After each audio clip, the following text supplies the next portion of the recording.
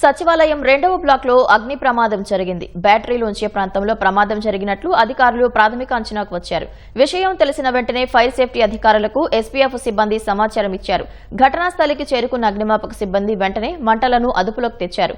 సచివాలయంలోని రెండో బ్లాక్ లోనే deputy CM Pawan Kalyan, హోంమంత్రి అనిత, ఆర్థిక మంత్రి పయ్యావుల కేశవ్, పౌర సరఫరాల శాఖ మంత్రి నాదెండ్ల మనోహర్, పర్యాటక మంత్రి కందుల దుర్గేష్, దేవాదాయ శాఖ మంత్రి ఆనం రామనారాయణ రెడ్డి, మున్సిపల్ శాఖ మంత్రి నారాయణ పేషీలు ఉన్నాయి. ఘటనపై హోంమంత్రి అనిత ఆరా తీశారు. బ్యాటరీలు ఉండే ప్రాంతంలో ప్రమాదం జరిగినట్లు పోలీసులు, అధికారులు వివరించారు. ప్రమాదానికి కారణాలను తేల్చాలని హోంమంత్రి అనిత ఆదేశించారు.